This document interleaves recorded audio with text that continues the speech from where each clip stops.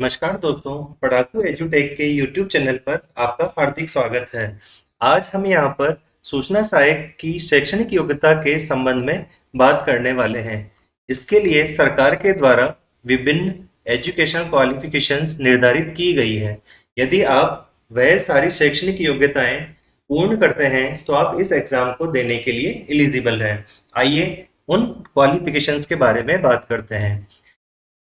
पहली जो क्वालिफिकेशन आपसे मांगी गई है उसके अंदर है आपके पास भारत में विधि द्वारा स्थापित किसी भी विद्यालय विश्वविद्यालय से computer science, computer engineering, computer application, computer science and engineering या इलेक्ट्रॉनिक्स एंड कम्युनिकेशन या इंफॉर्मेशन टेक्नोलॉजी में यदि आप स्नातक हैं या इससे उच्चतर डिग्री है या उसके समतुल्य डिग्री है तो आप इस एग्जाम के लिए पहली क्वालिफिकेशन को प्राप्त करते हैं।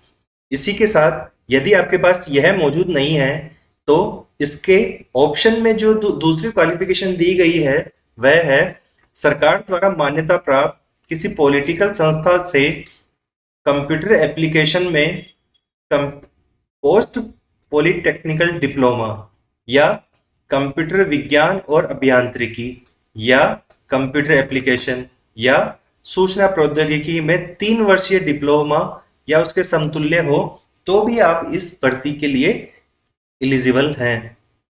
यदि आपके पास दोनों क्वालिफिकेशन में से नहीं है, यदि आप तीसरी क्वालिफिकेशन में पात्रता प्राप्त करते हैं तो वह है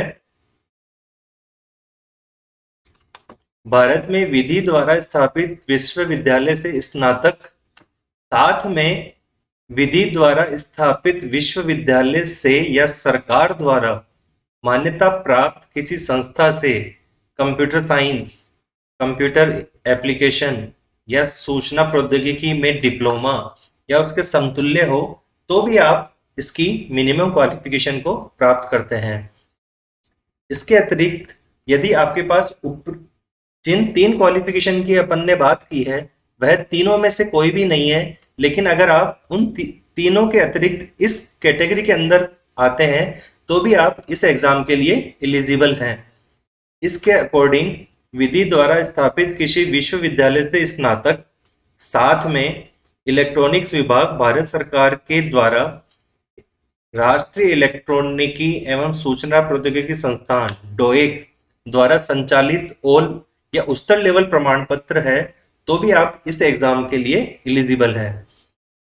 इसी के साथ उपयुक्त चारों क्वालिफिकेशन में से यदि आपके पास कोई भी नहीं है तथा इस बिंदु के अंदर दी गई अगर आप कोई क्वालिफिकेशन रखते हैं तो भी आप इस भर्ती के लिए एलिजिबल हैं।